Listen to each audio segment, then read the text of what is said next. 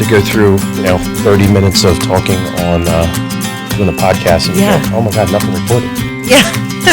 Like start over, and then you're thinking about the points that you've made or conversation, and then you're like, you have to just start from scratch at that point. It's never the same. No, it's never. No, never the same. It's never the same. So, welcome back. A little chaos to start this morning, but we are back. Welcome back to the podcast. Today we have a special guest. We have a mother, sports, I'm going to call it junkie. That's fair. Chauffeur, which is probably the biggest one because I'm familiar with doing that. Mm-hmm. Realtor, mm-hmm. Right? And new social media elite. Let's call it that. And yeah, it's definitely not there, but you can call it whatever Danielle you want to call it. has joined us today, so thank you very much for coming in. Yeah, thank you for having me, Darren. We actually had some, so we had breakfast, we'll call it coffee, a couple weeks ago. Mm-hmm. And we talked about doing this, but we didn't want to do the normal, oh, how's the market? What are you doing? Are you showing houses? Oh, this house was great. We're not going to do that. Mm-hmm. We actually, because, how many kids do you have? I have 4. So you have 4 kids. I've got 3. And you have 3, yes. All in the sports. Yes. Various levels, various types. Mm-hmm. We talked about how chaotic it is. Every day, and all day. That's the biggest thing. I mean, so when I said chauffeur, I mean, it really is. We did that so my kids are all older now. Mm-hmm. They're all driving us around now, so which is lovely, much better. I have 1 driving. Do you? Yes. So it's a little different when they cross over to we're out to dinner. Why don't you just come and meet us? Mm-hmm. Versus we're going to sit and wait for you to get off the bus, or I got to go to school to pick you up, or whatever it may be. But it's especially trying to have a profession and work. Even though our schedules are flexible, right? You're a realtor. But you're on demand for this all the career. All the time, 24/7. And on demand for your children, 24/7. It's like having another client. 4 clients. Yes. You have 4 clients. Yes. So but they live in your home. Could you imagine? You pay to have the clients. You do, yes. Yeah. They don't pay you. Big time. You pay all day, every day. I'm not to the point yet where they pay me. No. Maybe one day. Maybe I should start charging. Yeah. They're almost there. But if they can chauffeur you around, then there is a little win in that. That is nice. Yes. That is nice. Exactly. We've had a couple times where we call and go, hey, can you come pick us up? We're not driving home. Yeah. So that's very nice. But it's so how do you manage? You've got kids various ages. I do. Different schools. Yes. And you have one going to college. College this year. Yes. So that's a little bit of a reprieve. Kinda. Mm-hmm. Yes, so to speak. I mean, he thankfully is going to college a couple hours away, but he plays sports, so he'll be playing football in college. And so there's also the attendance as his mother to be at as many games as humanly possible. I know that very well. And, chauffeuring my daughters along with him. But yes, I have one graduating high school and one graduating kindergarten and a couple in between. So all different ages. And next year I will have, is it next year or the year after? So I can't keep track. 4 kids in 4 different schools. So it'll be, so all those schedules are wild. And, you don't really keep up with all of it all of the time. You really do the best that you can most days. You go through the motions. Mm-hmm. I mean, we set a calendar. My wife and I share a calendar, and we would put on it events that you had to go to because my wife's schedule's not flexible. Right. Like mine. So she has a very set schedule. She can't leave. I get it. So I would actually, when the kids were little, I did daycare. I would drop them off at daycare. If they got sick, I had to go get them from daycare, pick them up, and then we'd immediately come home, eat, or go to sports. Right. You're at sports by 5:00. And you're not out until 8:30, home 9, shower, change, all the stuff, start over. If there's any, whatever it is. Right. And it's nonstop, and it's all year. Like there's many sports, like you go from one to another. Or if you do have a child who is not playing a sport in that season, you have somebody else that's playing a sport in that season. So it is 365 days, it feels like. I was on the phone with somebody the other day, and they were talking about their kid played, it wasn't soccer, it was something. And she goes, I'm just praying for rain. I just want them to cancel. Just like every now and then. Definitely been that mother. I immediately was like, oh my God, I know exactly what that's like. Yes. You need a break. You do. And you really have to cut it out. Like you have to cut out your own time. Like I think even just there are days where the kids aren't at their best either, and they wake up, really struggling or not have enough sleep, and they've been running so hard too, and they're just, and just take the day off. Just have a mental health day, whatever you want to call it. But if you're sending them to school, this is my opinion, but if I'm sending my kid to school exhausted, tired, overrun, all those things, and they need a day of rest to recharge. It's going to make it worse. Look at it. They need a day to recharge just like we do. Have some downtime, and that way they're really productive like the next day. But if they're running on E, just like us, we're not obtaining the information. We're not playing our best. We're not working our best. There's a lot of times where you wake up and just terrible day, terrible mood. The last thing you want to do is call clients or be in front of people, and you're like, you know what, I'm taking a day. Mm-hmm. I'm just going to make it worse. Just going to make it worse. Reset. You're just going to make it worse. Just going to make it worse. But if you have a good attitude with it and you need a couple hours, I think that's really important to do, because then, you don't want to deliver a message wrong because you're in a mood either. Right. It has nothing to do, it may have nothing to do with work. It may have nothing to do with your client or where you are at that time. It's just. You could have just slept wrong because we're old. You know what I mean? You wake up with like a I didn't go to bed at 8 o'clock. Yeah. Went to bed at 9. I didn't have my solid 10 hours of sleep. God, my wife, if she gets 5 hours, she's just boom. I feel great 6 hours. If I get anything more than 6, I feel pretty good these days. You're up early, like 4:30. It's usually between 3:30 and 4 every morning. Why go to bed? Good Lord. That's a good point. I mean, the weekends I'll sleep in a little bit, but I do go to the gym, and I'm there at like 4:40 in the morning. We're outside, and it's a group of people, which is really nice. So there's some accountability, but I get up real early, and I feel good at that time, which is crazy because I used to really like to sleep in. So it's certainly a shift. Going the other way. I used to love mornings. I would get up early, and now I'm just like, I don't want to do that. No. Well, the winter also, like it is harder to get out of bed and get out there when it's dark and cold and icy. Dark is tough. Yeah, dark is tough. But, I feel energized in the morning. And I think really, I think some of the craziness and staying productive with the craziness is really the foundational pieces, like your own health. I think you can be more successful with your kids and more productive throughout the day when your foundation starts with you and your health and your wellness. And I think that's where a lot of the energy comes from, to get through all the days and all the nights, and that I still have energy constantly to, even after 5 days of the gym, to go skiing on Saturday night and ski until 10 o'clock in the evening, and then get up in the morning and go to the gym on Sunday. Yeah.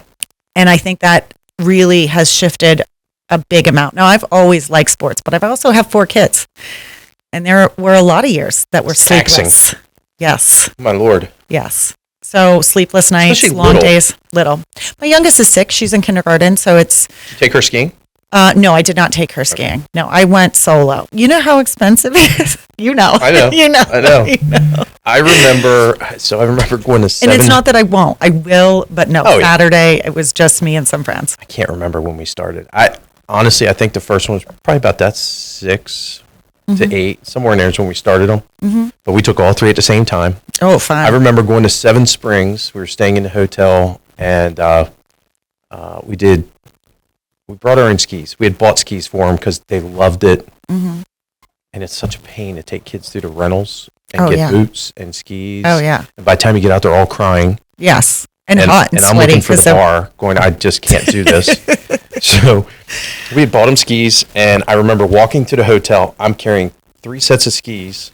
My oldest was carrying his boots, and I was carrying 2 other sets of boots. Mm-hmm. Didn't even have my stuff on yet. Right. Let me get them to ski school.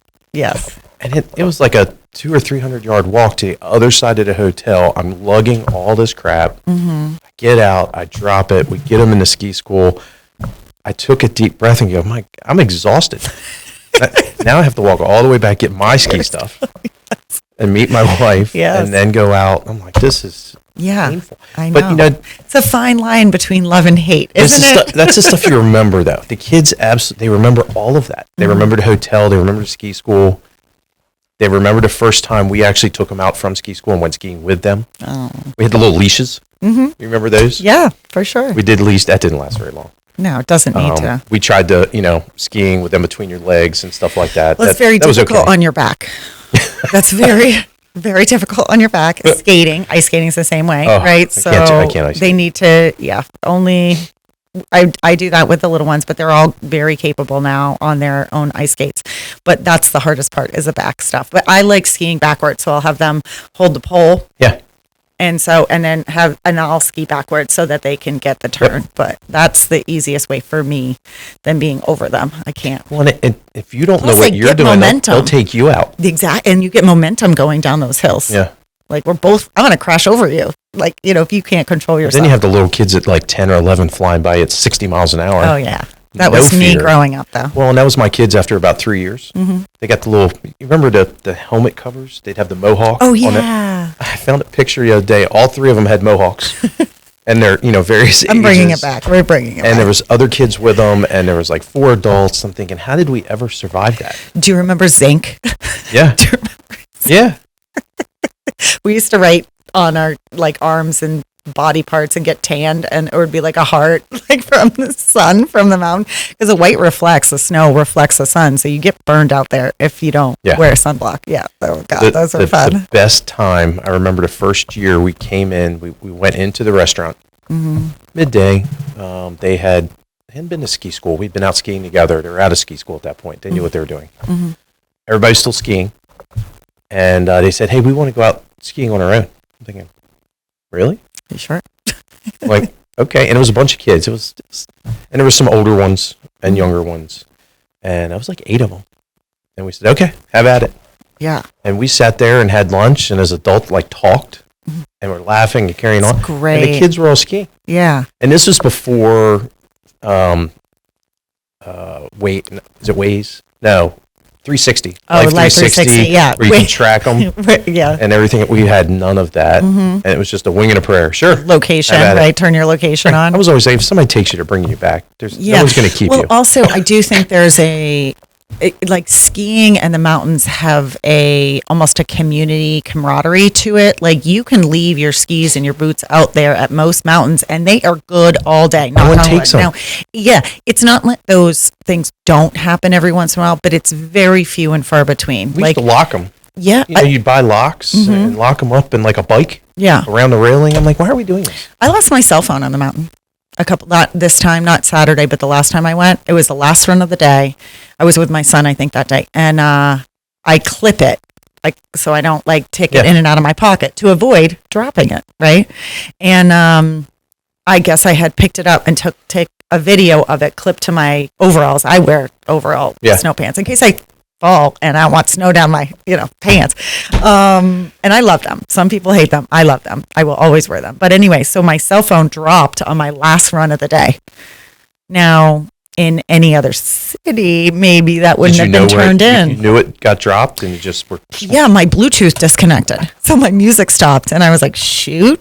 And I don't know, it didn't lock apparently, or maybe my camera had been open when it fell. So somebody called the last number on my phone. They picked it up and he was like, I'm at the base of the mountain.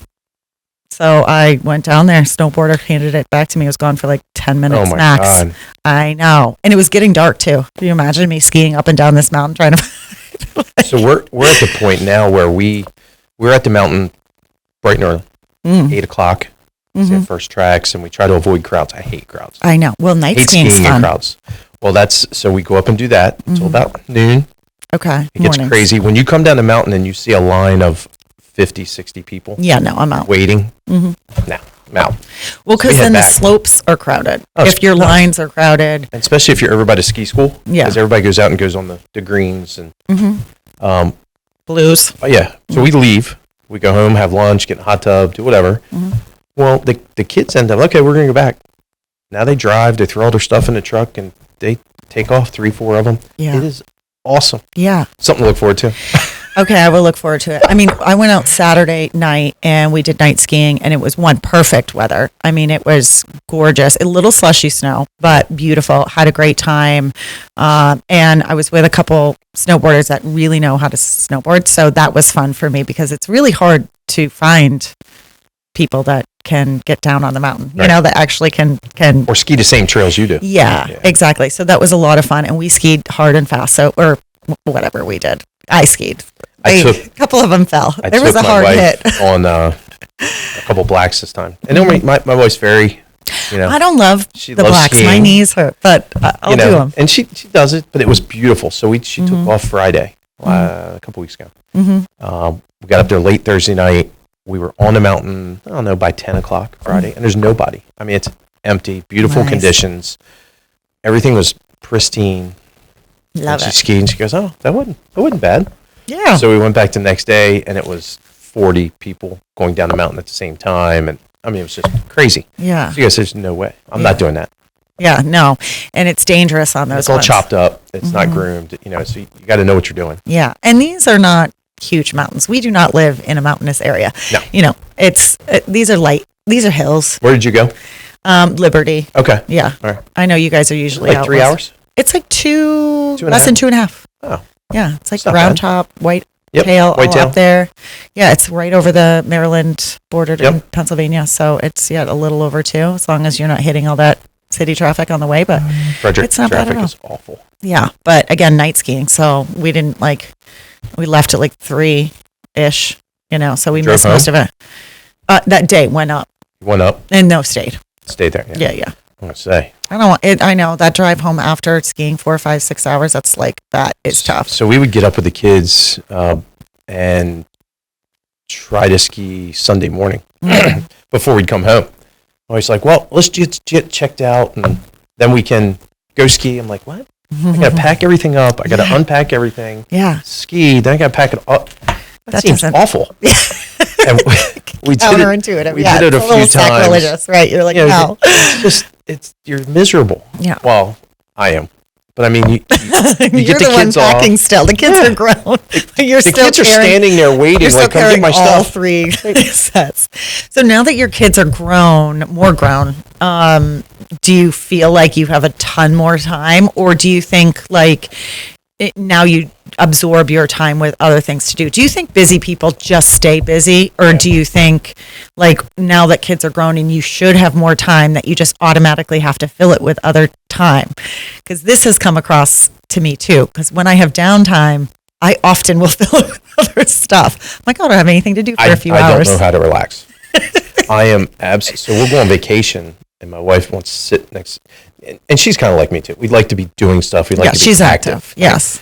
But the idea of sitting by a pool and reading a book, just absolutely, Yeah. I don't want to do A it. couple hours, I could probably max out. An hour or 2, I could relax, or, something like that, take a nap.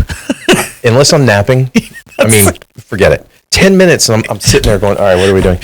Is there shuffleboard? Is there volleyball? What What are the activities? Let's look at the agenda. If there's a bunch of people around and we're talking, I'm good. Yes. But if it's just us, I'm looking. I'm like, are you ready to do something? What do you want to do? Can I sign up for? What, I'm going to go walk wanna around. go surfing? I'm going to go get into something. Paddle boat? Kayak? What do you want to do? I don't build a like a sandcastle, right? Like anything. Let's go do something. Something. So it's I think, and I grew up in a household where my dad was always busy. Okay. He never, if he sat down, he fell asleep. In the evenings. I grew up in a household very similar to that. I mean, I'm 1 out of 5, and I had very active parents who also did sports and skied and were active throughout my entire life as well. So I grew up in that environment where there was not much downtime. That's just not how we functioned. Don't do it. You just don't.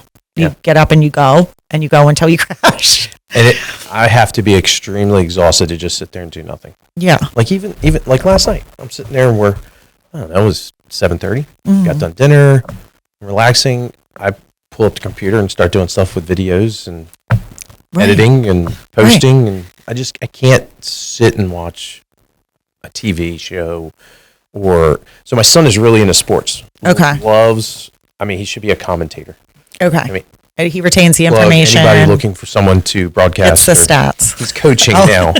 But I mean, he will literally sit and watch sports all day long. Sure. Any type. His and he's usually got passion. one on his phone. He's usually watching one on TV and getting live streaming or whatever, something else.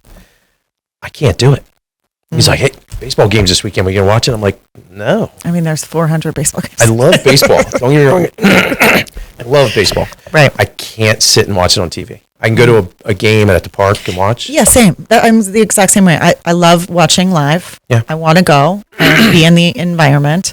But if you make me sit there and watch it on TV, I'm doing something else. Oh my God, it's awful. Oh. I'm on my phone. World Series. We can watch that. We can watch that. Sure. Yeah. We As can long as see I got this. something else going on in the background. The final game. We can watch the final game. So I remember the last time it was either the Nationals or the Orioles, might have been both. We were at our old house probably 8 years ago. Mm-hmm. We had a Halloween party, and it's baseball playoffs. Oh, are we talking about costumes? It was costumes. Okay. Yeah, that's a whole other conversation. That's what I mean. Where are we going? We'll go back to baseball. Okay. But we had a TV on in the background. We're watching baseball. I'm like, this is fantastic. We're watching the playoffs, but I'm around a bunch of people. It's like being at a bar. Yeah. And you're having conversations and talking to people, and I guess it's kind of why we're in the job we're in. Socializing. Because we just don't go and hit the time card and go, okay, I'm here. Get on your computer all day, clock out, leave. Don't want to talk to anybody. I can't. That's not. And I appreciate people that have that personality that can zone in. Glad you're doing it for me. Yes. Yeah. That's how I feel. I feed off energies, Yeah. so, and I think I get more energy being around other people with energy. And so now when I remove myself, like a long day, remove myself and I'm home, I can relax, close my eyes, all this. Like I don't need to be around somebody 24/7. I do not. But I like being around people. I like learning from them. I like knowing what they're doing and where they're going and how their family is. I like those things. Those You meet more feed people me. like that. You do meet more people like that. And I like that. Some people are cool with just having their circle and that's totally great. Not for me. I like knowing and doing and, more is, I know. That's how My favorite thing is probably going operate. to Deep Creek. And we go in the off season. So it's nobody there other than residents. Mm-hmm. And we'll go to our favorite restaurants or bars and we sit there and we're talking to the bartender. Mm-hmm. Or I will, if the bar's empty, I'll go and sit next to someone. Yeah. So I can have a conversation. Yeah. And you meet so many different people Yeah. and where they're from and start talking about the local area. Mm-hmm. I love it. And what I also find interesting is how small the world really is and how connected you are with people you've never met before because of just sharing a story or an experience or a time. Like somebody from the same place or you've been to that same place or you've experienced the same thing or you're sharing, whatever, favorite restaurants or, it is, it's just that information. I like it too. But the world does feel smaller when you start talking, well connected, when you start having conversations with people you've never met before. And we went up we did a tubing session and they have 330 people tubing at the same time. Okay. You ride up a conveyor belt, you stand in line, you ride a tube down. Fun. Yes. Love it. It was, real quick an aside, it was so icy. Because usually you tie on, you have like 4 or 5 tubes going down at the same time. It's a lot of fun. Yeah. Everyone's laughing. Everything's great. Spinning. It was so fast, they would not let you hold on to another tube. So you get down to the bottom of the hill, you come up a little bit, and they have like rumble strips. Mm-hmm. And then you go over, and you're supposed to stop on the rumble strips. Right. Well, just in case, it's only 30 yards, and there's a fence. And it drops straight off into the parking lot. I've been there, yes. They put giant airbags. Exactly. We were flying into the airbags. Wow. Let's go. I want to go. And you hit it, and the airbag flies up in the air, and then another tube comes in right beside you, and everybody's laughing and screaming. I'm like, we could die. And you guys are laughing and screaming. Pro tip, wear your ski helmet when you're tubing. Right? I didn't think about it was going to be that bad. Yeah, I mean, the rumble strips usually stop you. Like, it's like almost immediate. Like, you come to a halt. And I saw this little kid go down, and they went all the way and almost touched the airbags. I'm like, no problem. I'll be fine. I'm thinking, wait a minute. But the more weight you have, that momentum, I started thinking, I'm like, I got about 150 pounds on that little kid. Yeah. Maybe Is that more. Science? I couldn't do it in my head real fast. I'm sure my wife's back there going, oh, you're screwed. Yeah. I went head first into the airbags. I look around. All I see is airbags. Right. And I'm like, where? And you're trying to get out. I'm like, where the hell am I? Yeah. And then I finally move it aside, and here comes another tube of it. I'm like, what the? You got to move. So you're just jumping over. Right. My point was I started out by talking about the tubing. Oh, people. Went up to the top, and there's probably like 10 people waiting in each line. And you're sitting there holding your tube and you're talking to people around you. And meanwhile, I'm like, this is terrible. Like, I spent all this money and I'm standing in line and blah, blah, blah. Yeah. Well, the person in front of me heard me, turns around and said, "Did your son play at Patuxent?" I'm thinking, how did you get that from this? Wow. So it ended up being one of the kids from Patuxent High School that was there and played with my son. And his girlfriend was a teacher in Calvert County. Okay. And she went to, I think, Calvert. But it's like, I start looking down. She goes, "Oh, yeah, that person. And then my kids were in a different line and like, "Oh, did you see that guy works at Leonardtown and this and that?" You're like, It was like half of Calvert and St. Mary's was up there too. And you just we don't have know. any mountains. No. We all leave. When weekend comes, we leave. Yes. But it's true. To your point. Even in summer, we're somewhere No matter else. where you go, you see somebody. You do. You know. You really do. I know. And I've been in very strange places where I wouldn't, okay, so we're in Maryland. That's still 3.5 hours away, right, to Deep Creek. And so running into some people on vacation, it'd be a little odd, but not terribly odd. But I've been I was at Yukon and ran into somebody I knew that I hadn't seen in 15 years. Like, what are the odds? Do you live here? Yeah. No. Do I live here? No. Why are we here? I don't know. Never see each other until we come here. Until we come here. Exactly. And that's happened a few times. I was at Disney World now, popular place, but again, popular place, and you're running into people that you know. You're like, what? And it is a small world out there. So I'm at the bar the other weekend. I'm sitting there with my family. There's a theme going here. Did I say this was at the bar? Well, here's the other theme is another realtor was at the bar. Okay. Came up, and I didn't even see him. Comes up, says hi. I'm like, oh, every time I go up there, you see somebody you know. Yeah. You just go on Facebook and look at all the people posting pictures. I'm like, I was just there. Right. Where were you? Where were you? I didn't see you. I didn't run into you. I think in this job, you meet so many different people, whether it's a coworker, a realtor on the other deal, client's family. Right. It's hard to go somewhere and not is. see somebody. Yes, it definitely is. Which is sometimes a negative. But if you don't want to be seen. Well, it's one of those things you walk in and my wife said one time, she goes, "All right, how long before you see somebody you know?" Yeah. I'm like, have you been? Never mind. Have you been in Maryland and Calvert County for how long, or this area? I grew up on the Eastern Shore, so no. Okay. I've only been here 26, 27 years. Only. Seems like forever. That kind of is a long time. I grew up on the Eastern Shore, and then followed my wife down here. Okay. So she had family here. Parents had a house here. And she's from here too. Well, that also has some longevity because we do live in an area where there's, the lifers, right? So that you have a lot of people that have generational, that's everywhere, of course. But, I'm being in this business and, meeting so many people, working with so many clients and also colleagues, for that long amount of time and living here. I'm sure so many people, and it's probably even hard to remember. Like sometimes I feel like I run into people, I'm like, what are their names? Terrible. What are their names? Are you? I'm usually really, really good. Really good with faces. Okay. It takes me a while with names. Okay.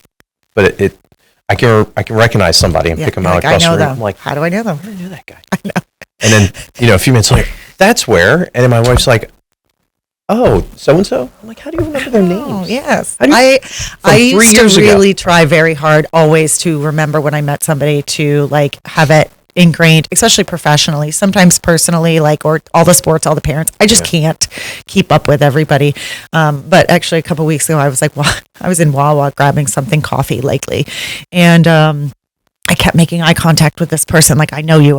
How do I know you? How do I know you? And it wasn't until I left and I was like, oh, he's always a parent of, a son that plays with my son and so goes to school. But I was like, who is it? I just couldn't place it. And and I didn't want to be like, hey, you, hi. I hate. Why do you keep staring at me? Why are we staring at each other? Really? We were both doing that. Know each other? Do we? But maybe we didn't register each other's first names either, but there was a couple head nods, so there was that at least. So back to your original reason we sat down. Oh, right. Busy life. Your work is somewhat flexible. Sure. but you're all over the place. Yes. How do you balance it? How do you do it? I don't do laundry. Good. I eliminate things. No, just kidding. Cleaning, that's off the table. I just buy new clothes. Exactly. I don't know. I think it's the priority list, right? It's always shifting, but health, like I had mentioned, like having my health as a priority really does set a good foundation for me. I feel good. I have the energy. I'm fueling my body the right way. I'm moving my body. And then it sets those goals. So you're accomplishing things before the day even starts, which is huge. And then you just keep going. Okay, what's the next thing? Where is the priority list? Is it me? Is it kids? Is it financing? Is it spiritual? Is it travel? Like, where is the priority list and what takes precedent? And kind of reevaluating weekly or monthly, because those priorities shift. Everything changes in life, right? Tomorrow will be different from today. A year will be different from today. 5 years will be different. And so I think accepting the fact that our lives continue to evolve and change and resetting those priorities is important. So, business, setting your calendar, having your priorities, the kids' schedules, those are the major things in life. But really taking care of yourself has to be in there. It those days you miss, if you miss a day and you go through your normal schedule, you feel so different. Yeah. Like I've kind of did a couple things this last week and was out of the area. And to be honest, part of me felt a little guilty for doing something for myself, which that's the mindset of even a mother being like, if I'm doing this for me, my kid should be here. Right. Yes. That's a tough one where it's like, but if they were here, I'm not exactly doing what I need to do for myself. Right. Which is the recharge. Because it's always them first. Always them first. I mean, I would take, you would feed them before I ate, like any day of the week, of course. So, but keeping yourself as that priority. And I think it just filters in too. And then you're setting that example for your kids, right? So you're taking care of yourself and your kids are following suit. It's like the lead by example, that old saying, right? So if you're successful for yourself and your business and you hold these priorities, they are going to follow suit. Ideally, if it all works out, right? That's what you hope anyway. Oh, you're setting absolutely. that good example. I think the good example is something we don't see a lot with a lot of people. Well, no, I'm not, and I'm not talking bad things. I'm talking in our world, finance, the larger pieces of life. Mm-hmm. There's a lot of people I talk to and come to me that have no clue about finances, have no clue about how to, budget, car payment, insurance. Yeah.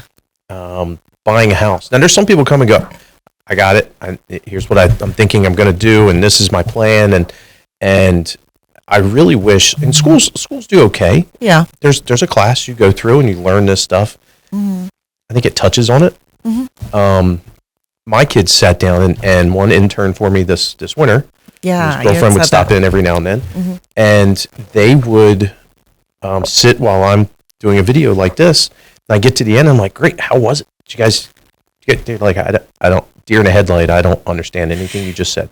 And it's interesting too, because I try to really see things from another person's point of view, of course. Now, for just a backstory very quickly, like when I went to college in Florida, left New Hampshire, went to college in Florida, and I worked in banking and lending in my very early years in life. So like, learning how, just that side of things operated in your 19, 20, 21, 22, it really did shape a different foundation. And then I try to consider somebody who has, gone to college or a trade, where's the environment that they've been kind of shown or got to learn from about banking, about finances, about their credit. It's just not there unless you had maybe a career work environment, a parent or a mentor that really showed you how to do those things. So for me, I learned in my young career and, it wasn't ever scary for me, but I still, people my age in their 40s that haven't purchased a home and are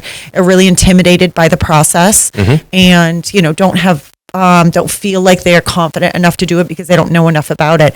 And that, that's a little sad, for me, for them. It's just because it shouldn't be scary. It's just information that you can learn. Sure.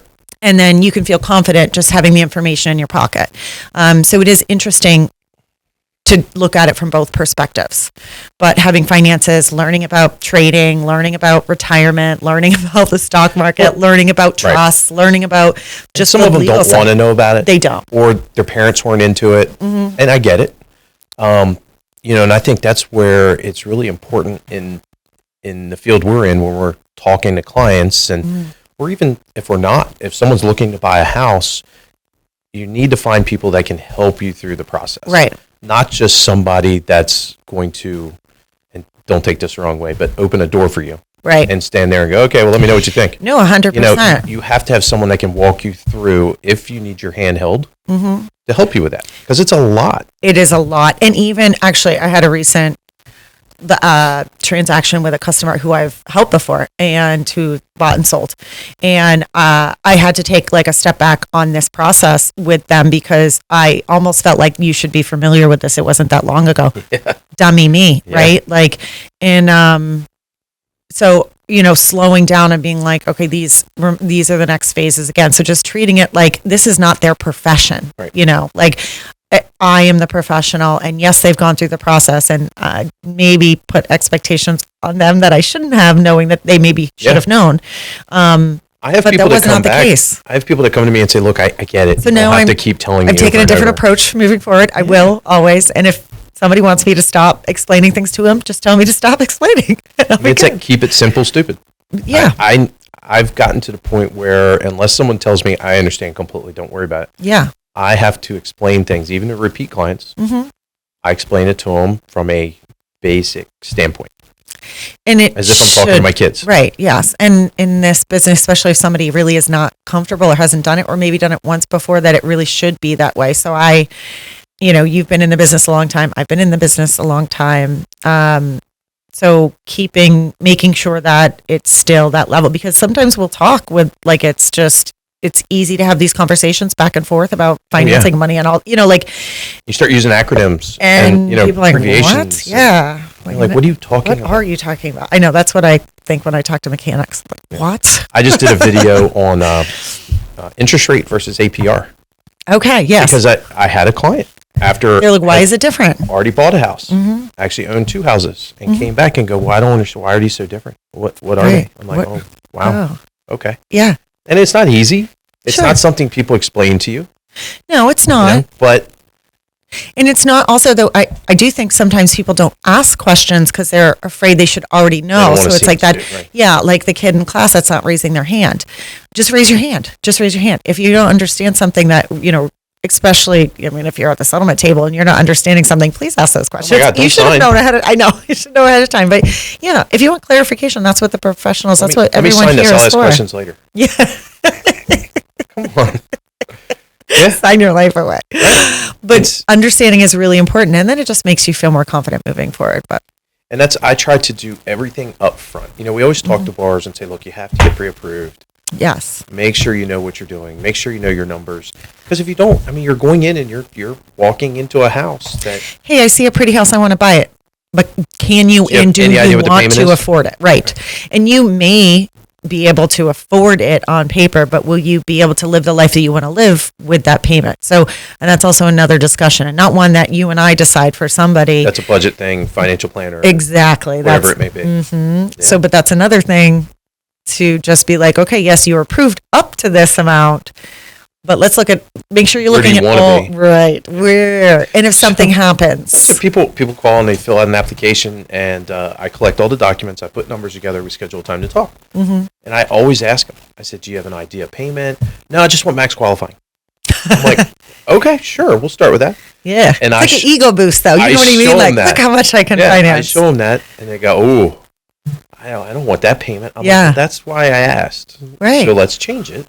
Yeah. Let's put you where you want your payment to be. Yeah, let's target for what you want. Yep. I agree. But I can see people wanting to do that. I would want to know, like, how much can I? Now, will I? No, but how much can I? And it is a little bit of like, you'd feel good about it. A lot of the times I think people Yeah. do, but life is very expensive, not just a mortgage. I'm not talking about a mortgage. I'm talking about everything else is very expensive. Yeah. I feel like more of my bills are honestly outside of my mortgage than my mortgage itself, especially with a couple children. Like those bills. In sports. Right. I mean, anywhere I go, I could go to Chick-fil-A. It's $50. Easy. No. Yeah. Easy. Yeah. 60 probably at this point. I don't know. They're all getting adult meals. I don't know if I have like one left on the kids menu. That really, and I mean, anything out to dinner, you know. I love Wawa. You go to Wawa, it's $75-$80.